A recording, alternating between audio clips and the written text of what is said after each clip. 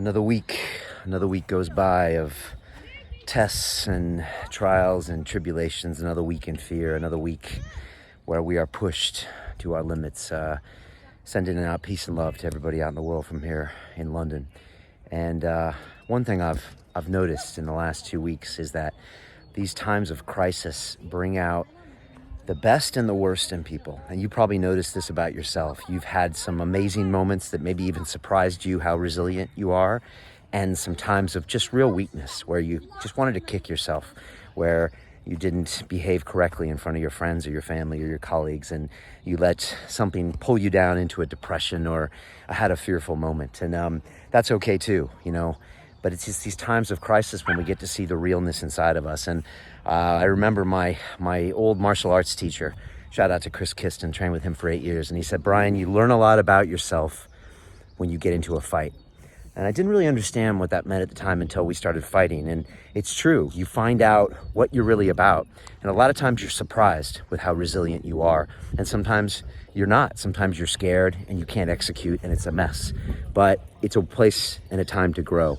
And that's what I'm seeing this week. And I think it reminds me of those Vietnam movies. I don't know if it was Platoon or whatever, where there's this skinny, geeky, introverted, scary guy that gets drafted. And then there's the big, tough, buff-looking alpha male guy. And when you get into a firefight, a lot of times it's the alpha that's hiding in the foxhole, and the skinny kid is out just fucking blasting, right? And giving it to everybody because he comes alive in that situation.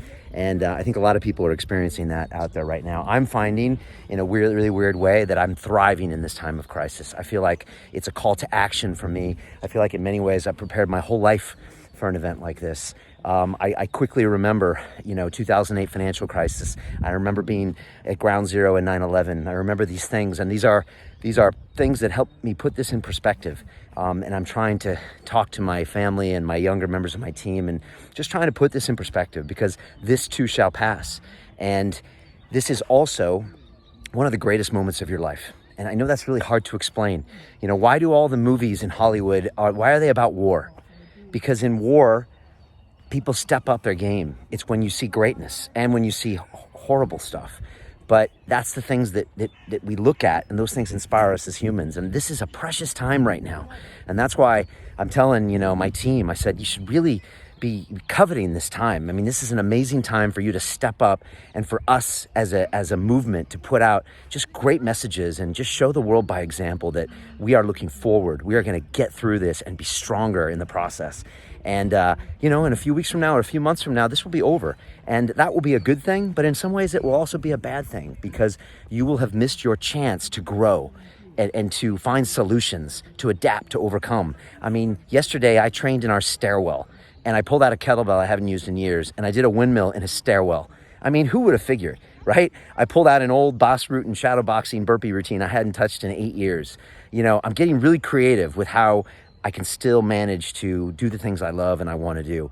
Not to mention from a leadership perspective, from a corporate perspective, from a family perspective. So, and again, I'm still having failures or learning experiences, as we call them, along the way. So I just want to ask you to, make the most out of this, and to notice those things about you that are great in this time of crisis, and notice those things about that aren't you and that aren't great, and try to improve on those. And look around to those people in your life, the people that you're surprised have become great leaders or great rocks or great friends. And those ones that you thought would be there for you, the ones that have the beers with you at the pub, they're gone.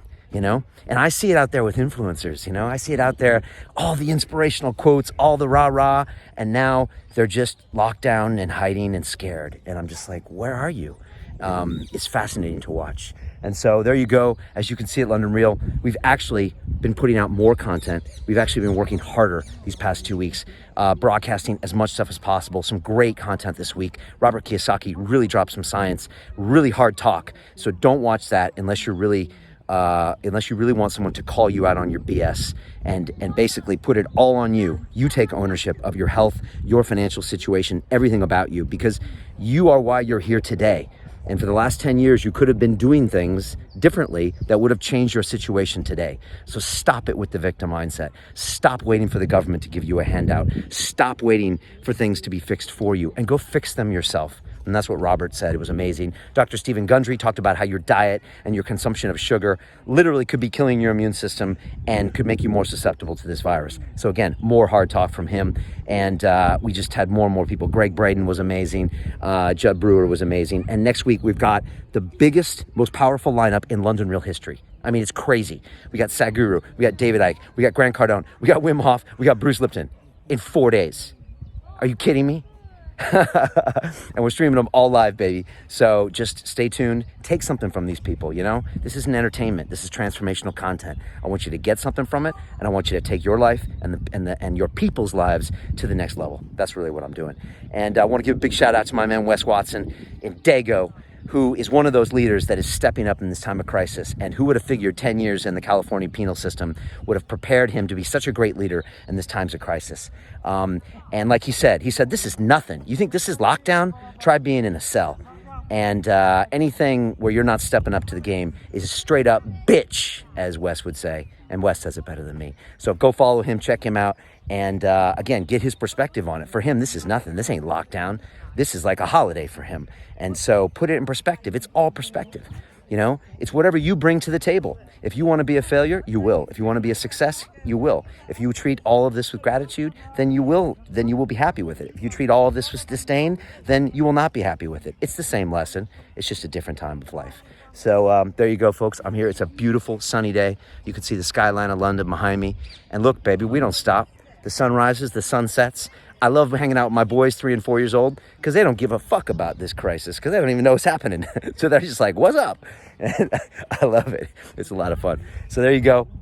Wherever you are, keep it real. And again, sending peace and love to you wherever you're at. If you're dealing with this crisis, big thanks to the heroes in the front line. I mean, I don't think we can conceive what it's like going into a hospital and seeing that death and risking your life. So big shout out to the NHS. We've been clapping here on Thursday night. Big shout out to my family for putting up the big rainbow balloon thing. Stay strong, London is our message outside our house. People are coming by taking pictures of that and our cat.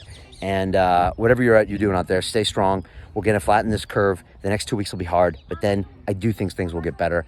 But again, don't lose this precious moment. This is the greatest moment of your life. Use it. Peace.